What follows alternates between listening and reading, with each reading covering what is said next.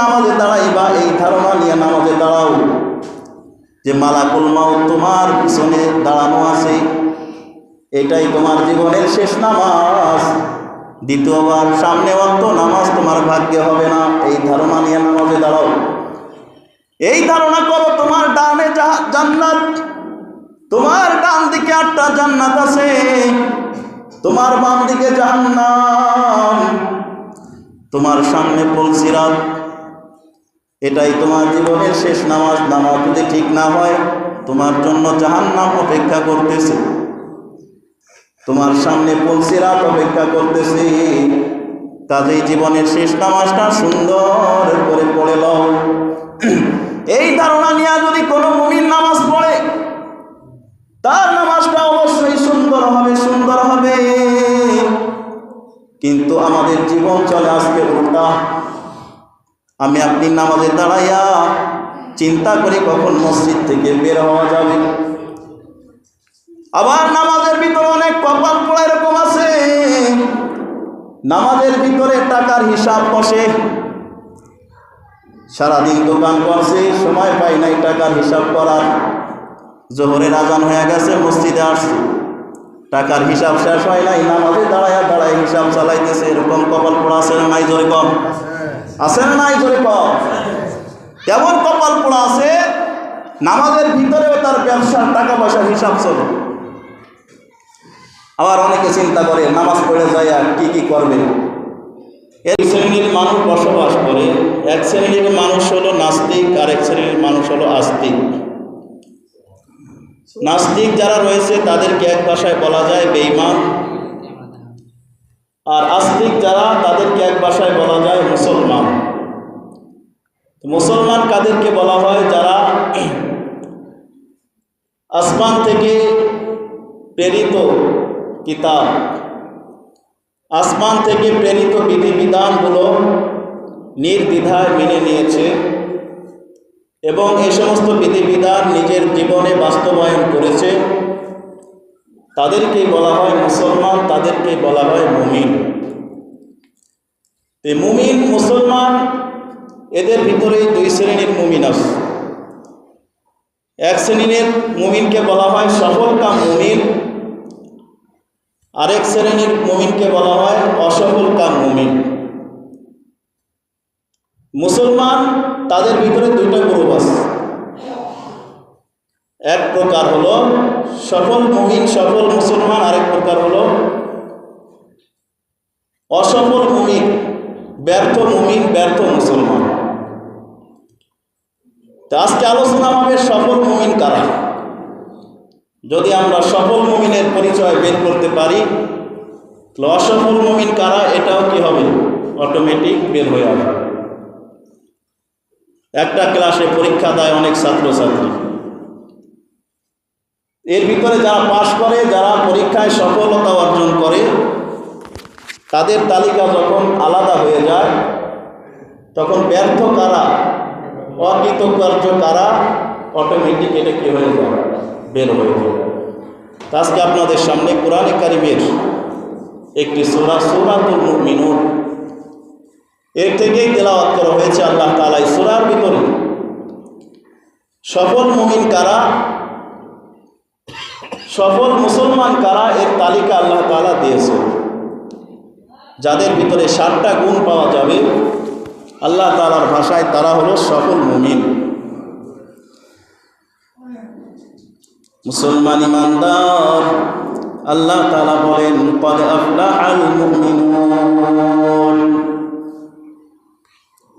আল্লাহ তাআলা বলেন ক্বাদ আফলাহাল মুমিনুন, মুমিনরা কামিয়াব হয়ে গেছে, নিশ্চয় মুমিনরা কামিয়াব হয়ে গেছে। এরপরে আল্লাহ তাআলা 7টা গুণের কথা তুলে ধরেছেন, লাগাতার 7টা গুণের কথা আল্লাহ উল্লেখ করেছেন। এই 7টা গুণ যাদের ভিতরে পাওয়া যাবে তারাই হলো সফল মুমিন, তারাই হলো কৃতকার্য মুমিন। আল্লাহ শুরুতে জানায়া দিলেন ক্বাদ আফলাহাল মুমিনুন, নিশ্চয় মুমিনরা কামিয়াব হয়ে গেছে। মুসলমান আপনাদের কাছে প্রশ্ন, বলেন তো কাজ আগে নাকি সফলতা আগে? কোনটা আগে? কাজ আগে নাকি সফলতা আগে? কাজ আগে। আগে কাজ করতে হবে, পরে সফলতার চিন্তা করা যাবে।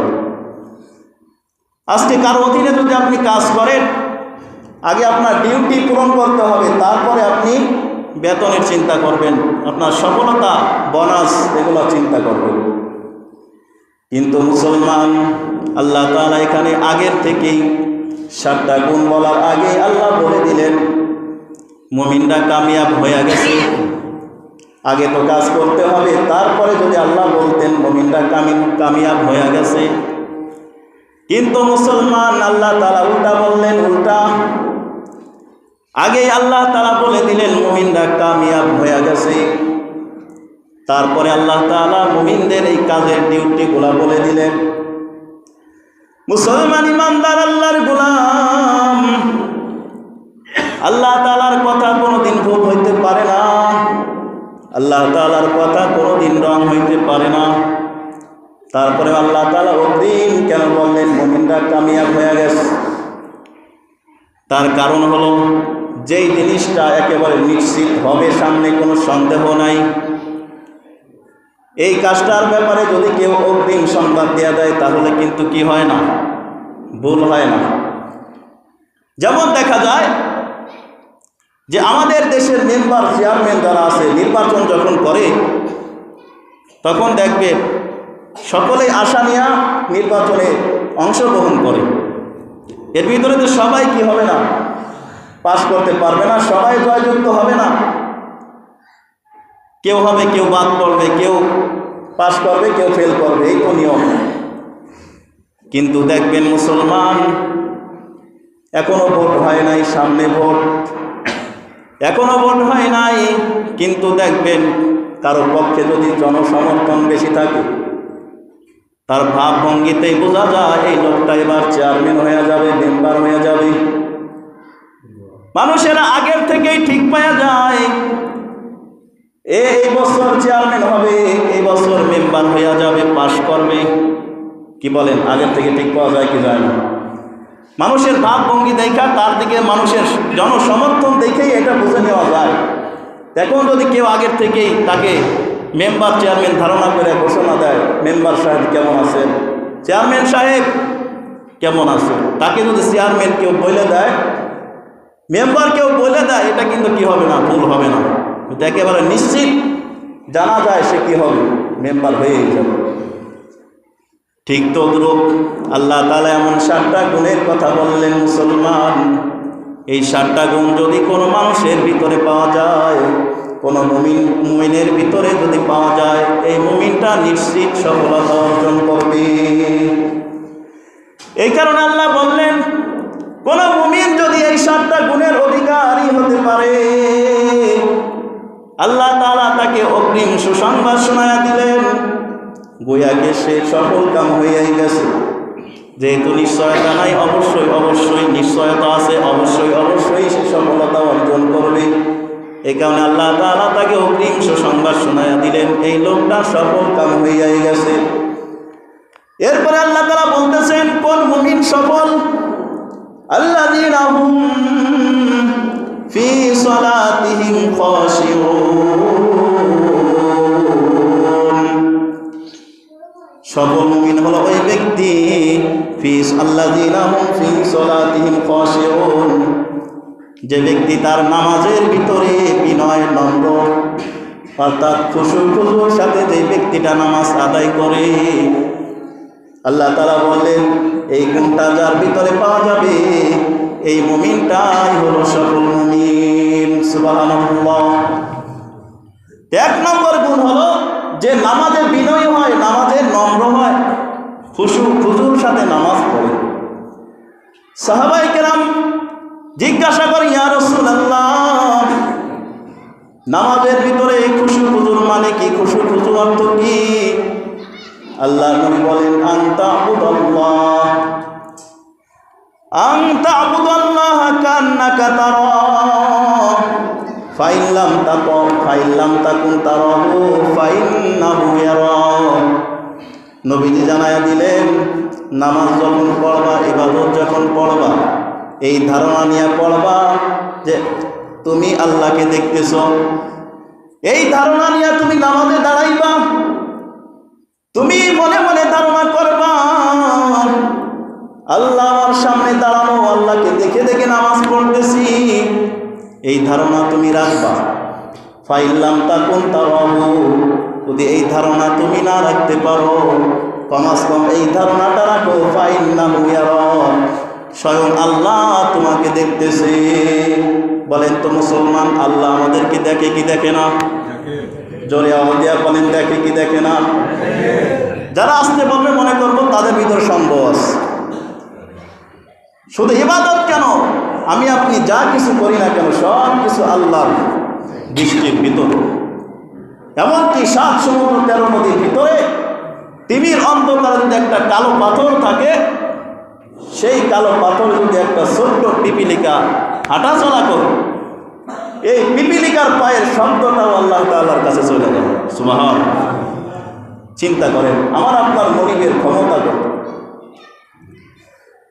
কাদেরে কুদরত তু দারাদ হারচে খাহাদ আকুনাদ, কাদেরে কুদরত তু দারাদ হারচে খাহাদ আকুনাদ, মুর্দারা ও জিন্দাবা বখশত জিন্দারা বেজাকুনাদ।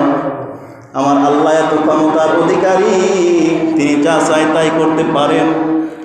মুর্দাকে আল্লাহ তাআলা মুহূর্তে জীবিত করে দেখায় দিতে পারে, আবার জিন্দাকেও মুহূর্তের ভিতরে মৃত্যু বানায় দিতে পারে। এই ক্ষমতা কার আছে জোরে কম? নাকি পৃথিবীর আর কারো আছে? পীর বাবার আছে নাকি জোরে কম? কোন পীর বাবা কোন মাজারওয়ালার এই ক্ষমতা নাই, একমাত্র আমার আপনার মনিবের এই ক্ষমতা। মুর্দাকেও চাইলে আল্লাহ জীবিত করতে পারে, জীবিতকেও আল্লাহ মুহূর্তের ভিতরে মৃত্যু বানায় দিতে পারে। আল্লাহ তাআলার একটা সেকেন্ডও ব্যবধানও লাগবে না, এর ভিতরে আল্লাহ তাআলা এগুলো করতে পারে। এই কারণে মুসলমান নবীজি বললেন এমনভাবে নামাজ পড়ো যেন তুমি আল্লাহকে দেখতেছ। যদি এই ধারণা না করতে পারো, এই ধারণাটা করো আল্লাহ তোমাকে দেখতেছে। এভাবে নামাজ পড়ার মানেই হলো খুশু খুজুর সাথে নামাজ পড়া। আব্দুল কাদের জিলানী রহমাতুল্লাহি আলাইহি বলেন, খুশু খুজুর সাথে নামাজ পড়ার মানে হলো তুমি যখন নামাজে দাঁড়াইবা এই ধারণা নিয়ে নামাজে দাঁড়াও যে মালাকুল মাউত তোমার পিছনে দাঁড়ানো আছে, এটাই তোমার জীবনের শেষ নামাজ। দ্বিতীয়বার সামনে অন্ত নামাজ তোমার ভাগ্যে হবে না। এই ধারণা নিয়ে নামাজে দাঁড়াও। এই ধারণা করো তোমার ডানে জান্নাত, তোমার ডান দিকে 8টা জান্নাত আছে, তোমার বাম দিকে জাহান্নাম, তোমার সামনে পুলসিরাত। এটাই তোমার জীবনের শেষ নামাজ। নামাজ যদি ঠিক না হয় তোমার জন্য জাহান্নাম অপেক্ষা করতেছে, তোমার সামনে পুলসিরাত অপেক্ষা করতেছে। কাজেই জীবনের শেষ নামাজটা সুন্দর করে পড়ে লও। এই ধারণা নিয়ে যদি কোনো মুমিন নামাজ পড়ে তার নামাজটা অবশ্যই সুন্দর হবে, সুন্দর হবে। কিন্তু আমাদের জীবন চলে আজকে উল্টা। আমি আপনি নামাজে দাঁড়াইয়া চিন্তা করি কখন মসজিদ থেকে বের হওয়া যাবে। আবার নামাজের ভিতরে অনেক কপাল পোড়া এরকম আছে, নামাজের ভিতরে টাকার হিসাব বসে, সারাদিন দোকান করছে, সময় পাই নাই টাকার হিসাব করার। জোহরের আজান হয়ে গেছে, মসজিদে আসছে, টাকার হিসাব শেষ হয় নাই, নামাজে দাঁড়ায় দাঁড়ায় হিসাব চালাইতেছে। এরকম কপাল পোড়া আছে না নাই জোরে কম? আছে না নাই জোরে কম? কেমন কপাল পোড়া আছে, নামাজের ভিতরেও তার ব্যবসার টাকা পয়সার হিসাব চলে। আবার অনেকে চিন্তা করে নামাজ পড়ে যায় আর কি কি করবে, এর একটা লিস্টেও মনে মনে হয়ে যায় নামাজের ভিতরে। এরকম নামাজ পড়া যাবে না মুসলমান। খুশু খুজুর সাথে নামাজ যদি আপনি পড়তে পারেন, আপনি একজন সফল মুমিন আল্লাহ তাআলার ভাষায়। এরপরে আল্লাহ তাআলা বলতেছেন আল্লাযীনা হুম আনিল লাগwi মুরিদুন। সফল মুমিনের আরেকটা গুণ হলো যারা লগ্ন কাজ থেকে, বেহুদা কাজ থেকে নিজেকে হেফাজত করে, লগ্ন কাজ থেকে নিজেকে বাঁচায় রাখে, এরাই হলো খাঁটি মুমিন। আল্লামা আলুসি বাগদাদি রহমাতুল্লাহি আলাইহি বলে, লব্ধ কাজের তিনটা অর্থ। এক নম্বর অর্থ তিনি বলেন ইশারের নামাজের পরে দুনিয়াবি ফালতু কথা ফালতু কাজে লিপ্ত হওয়া, এটা হলো লব্ধ কাজ। ইশারের নামাজের পরে ফালতু কাজে ফালতু কথায় বেহুদা আলাপে লিপ্ত হওয়া, এটা হলো ফালতু কাজ। বলেন তো মুসলমান, এই অভ্যাস আমাদের আছে না নাই? আজকে ইশারের পরে যত সব ফালতু কাজে আজকে আমরা লিপ্ত হই, জড়িত হই। ইশারের পরে আজকে আমাদের টার্গেট থাকে টেলিভিশন দেখা। এক শ্রেণীর কপাল পোড়া, তাদের ধান্দা থাকে ইশারের পরে যাত্রা গানে যাওয়া। আরেক শ্রেণীর কপাল পোড়ার ধারণা থাকে ইশারের পরে মোবাইল টেপাটিপি করা। মুসলমান ইমানদার, এগুলো লব্ধ কাজ। লব্ধ কাজ করা কোন মুমিনের জন্য শোভা পায় না। আজকে দেখা যায় ইশারের পরে নবীজির সুন্নাত হলো ইশারের নামাজের পরে কোনো ব্যস্ততা যদি না থাকে, দিনই ব্যস্ততা না থাকে, তাড়াতাড়ি খানা টানা খাইয়া শুয়ে যাও, ঘুমায়া যাও। কারণ ফজরের সময় আগে ওইটা তাহাজ্জুদ পড়বা, ফজর পড়বা। এই জন্য আল্লাহ নবীর সুন্নত হলো ইশারের পরে তাড়াতাড়ি ঘুমায়া যাওয়া। আজ আমাদের টার্গেট হল ইশারের পরে যে যত রাত্র জাগরণ করতে পারি, এটাই হলো আমাদের ধান্দা। আজকে দেখা যায় মোবাইল নামক ফেতনা, অনলাইন নামক ফেতনায় আজকে মানুষ রাত 1টা 2টা পর্যন্ত রাত জেগে থাকে, ফালতু কাজে ব্যস্ত থাকে। কেউ আবার ক্লাম বোর্ড খেলা নিয়ে ব্যস্ত, কেউ আবার বিভিন্ন আজে বাজে আড্ডায় লিপ্ত থাকে। দেখা যায় রাত 1টা 2টা পর্যন্ত মোবাইল চাপাচাপি করে, টেলিভিশন দেখে, ডিশের লাইন দেখে। দেখা যায় ফজর কোন দিক দিয়ে তার ফজর যায়, ঘুম ভাঙে পরের দিন যায় সকাল 10টায়। ঠিক না ঠিক জোরে কম। এই কপাল পোড়ার কই গেল ইশারের নামাজ, কই গেল ফজরের নামাজ। 1 নম্বর হলো ফালতু কাজ। ইশারের নামাজের পরে বেহুদা কাজে লিপ্ত হওয়া, এটাকে ফালতু কাজ বলা হয়েছে। ফালতু কাজের আরেকটা ব্যাখ্যা, আল্লাহ নবী বলেন লা তাদখুলুল মালাইকাতু বাইতান ফীহি কালবু ওয়ালা তাসাবির। ওই ঘরে রহমতের ফেরেশতা প্রবেশ করে না যেই ঘরে কুকুর বা জীবজন্তুর ছবি টানানো থাকে, যেই ঘরে কোনো ছবি লটকানো থাকে। আল্লাহ নবী বলেন সেই ঘরে রহমতের ফেরেশতা প্রবেশ করে না। ঘরের ভিতরে ছবি লটকায়া রাখা, অ্যালবাম লটকায়া রাখা, এগুলো ফালতু কাজ। আল্লাহ নবীর হাদিসের ঘোষণায় যেই ঘরে কোনো ছবি লটকানো থাকে, বাবার ছবি, দাদার ছবি, পীর বাবার ছবি, এগুলো যেই ঘরে লটকানো থাকবে, কোনো প্রাণীর ছবি, নবীজি ডাইরেক্ট বলতেছেন এই ঘরে রহমতের ফেরেশতা প্রবেশ করবে না। আমাদের ঘরে তো কোনো ছবি নাই, কি বলেন? কোনো ছবি আছে নাকি আমাদের ঘরে? নাই। তল্লাশি চালালে দেখা যাবে শতকরা 95 জনের ঘরে ছবি টানানো আছে। হয়তো বাবার ছবি, দাদার ছবি, তাওয়ের ছবি, মাওয়ের ছবি আছে না নাই জনের ঘরে? এই ছবি রাইখা আপনার লাভটা কি বলেন? ছবি রাইখা আপনার হারানো বাবাকে ফিরাই পাবেন কোনোদিন? আপনার মাকে কোনোদিন ফিরে পাবেন ছবি দেখা? বরং এই ছবি আপনার মায়ের স্মৃতিগুলো মনে করাইয়া দিবে, বাবার স্মৃতিগুলো মনে করাইয়া দিবে, আপনার বরং আরো কষ্ট হবে। উল্টা আপনি তাদের ছবি টানায় রেখা গুনার ভাগিদার হইতেছে। কোনো প্রাণীর ছবি রাখার কোনো অনুমতি নাই, যত আপনার আপনজন হোক না কেন, ছবি রাখার অনুমতি আপনার নাই। এই বয়ান শোনার পরে আজ থেকে প্রতিজ্ঞা করেন, যায়া ঘরের যে ছবিগুলো লটকানো আছে এগুলো সরাই ফেলা, মনের আবেগে ছবি রেখে দিবেন। এই ঘরে কোনোদিনও রহমতের ফেরেশতা প্রবেশ করবে না। আর যেখানে রহমতের ফেরেশতা প্রবেশ করে না সেখানে শান্তির আশা করা যায় না। আজকে দেখা যায় ম্যাক্সিমাম ঘরের ভিতরে অশান্তি আর অশান্তি। ম্যাক্সিমাম ঘরে আজকে ফালতু কাজ, গল্প কাজ চলে। বলে হুজুর ঘরে টেলিভিশন রাখছি, কি জন্য রাখছি? একটু শান্তির জন্য, মনে একটু শান্তির জন্য, তৃপ্তির জন্য টেলিভিশন রাখছি। অবসর সময় একটু টেলিভিশন দেখি, ছবি দেখি, ডিশের লাইন দেখি, মনে শান্তি আসে। এ মুসলমান বলতে চাই শান্তির মালিক আপনার টেলিভিশন নয়, শান্তির মালিক আপনার বালাখানা নয়, শান্তির মালিক আপনার ভোগ বিলাসিতা নয়। বলেন তো মুসলমান, শান্তির মালিক একমাত্র যিনি, তিনি কে? শান্তি আসে আল্লাহর পক্ষ থেকে। আপনার টেলিভিশন আপনাকে শান্তি দিতে পারে না, আপনার বালাখানা, দামি খাট আর দামি পালং আপনাকে শান্তি দিতে পারবে না।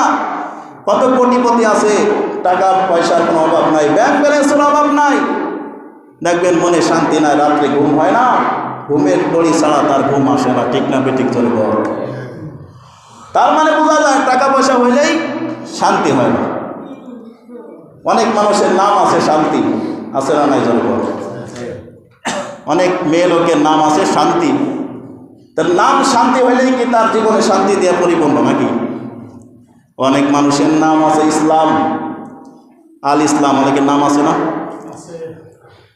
ইসলাম নাম রাখলেই কি সে মুসলমান হয়ে গেল নাকি? তার ভিতরে নামাজ নাই, রোজা নাই, পর্দা নাই, পুশিদা নাই, কোন আল্লাহ তাআলার কোন হুকুম পালনের ধারের কাছেও নাই, তার নাম ইসলাম হয়ে গেল দেখি সেই মুসলমান? তার ঘরে অশান্তির বাসা, তার নাম রাখছে শান্তি, কোনোদিন শান্তি হবে না। নামের কারণেই কিন্তু মানুষ বাস্তবতা পায় না। এই কারণে কবি এক শিল্পী বলতেছেন, নামের বড়াই করো না তো নাম দিয়ে কি হয়, নামের বড়াই করো না তো নাম দিয়ে কি হয়, নামের মাঝে পাবে না তো সবার পরিচয়। মতি ঝিলে মতি নেই, নেই কোনো ঝিল, সোনার গায়ে সোনা নেই, আসে শুধু বিল। ঢাকা শহর খোলা থাকে, ঢাকা নাহি রয়, নামের মাঝে পাবে না তো সবার পরিচয়। ঠিক না বেঠিক চলে? নামের ভিতরেই সব জিনিস পাওয়া যায় না। শান্তি নাম রাখলে শান্তি আসে না। এই কারণে মুসলমান, শান্তি আসে আল্লাহর পক্ষ থেকে। শান্তি আসাতে কাজ করার দরকার, সেটা করলে আপনার ঘরে অবশ্যই শান্তি পৌঁছায়া যাবে। আর যদি অশান্তির জিনিস ঘরে রাখা শান্তির আশা করে, তাহলে তো আম গাছ লাগাইয়া তেঁতুল খাওয়ার আশা করার মতোই বোকামি। এই কারণে আজ থেকে ঘর থেকে লভ্য জিনিস বাইর করেন। লভ্য জিনিসের আরেকটা ব্যাখ্যা আল্লামা আলুসি বাগদাদী বলতেছেন, গান বাজনা করা, বাদ্য বাজানো, এটাও লভ্য কাজ, ফালতু কাজ। কিন্তু আমাদের জীবন চলে তার উল্টা। আজকে এক শ্রেণীর কপাল পোড়া মুসলমান এরকম আছি, ঘুমের সময় তারা গান বাজনা শুনে নিদ্রায় যায়, তাদের ঘুম আসে গান বাজনা শুনতে শুনতে। মাগরিবের পরে শুয়ে গেছে, কানে হেডফোন লাগায়া গান শুনতেছে, কোন দিক দিয়ে ইশারের আজান হয়েছে কপাল পোড়া ঠিকও পায় নাই। গান শুনতে শুনতে রাত্র গভীর, ঘুম আইসা গেছে, কানের ভিতরে হেডফোনে গান বাজতেই আছে, বাজতেই আছে। গান শুনতে শুনতে ঘুমায় গেল। আবার সকালবেলা কোন দিক দিয়ে ফজরের আজান হইল, কপাল পোড়া ঠিকও পাইল না। ঘুম ভাঙলো যায় সকাল 10টায়। ঘুম ভাঙার পরে আর আল্লাহর নাম মুখে নাই, আল্লাহর কালাম মুখে নাই।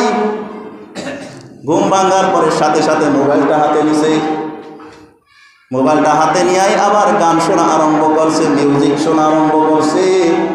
কপাল পোড়া ঘুমাইলো গান শুনতে শুনতে, আবার ঘুম ভাঙলো তার গান শুনতে শুনতে। এ মুসলমান, এ যুবক ভাই, এখনো তুমি সতর্ক হও না।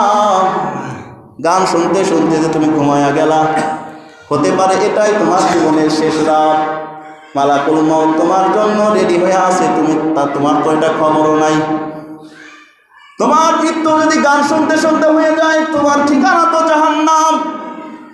কিয়ামতের ময়দানে আল্লাহ তাআলা উঠাবেন। এই অবস্থায় যেমন দুনিয়ায় তোমার মৃত্যু হয়েছে। এই কারণে বলতে চাই, গান বাজনা শোনা, অশ্লীল গান বাজনা, ডিজে গান, এগুলো শ্রবণ করা হলো অশ্লীল কাজ। সফল মুমিন হতে চাইলে এই সমস্ত অশ্লীল কাজ, এই সমস্ত বেহুদা কাজ থেকে আমাদের বেঁচে থাকতে হবে।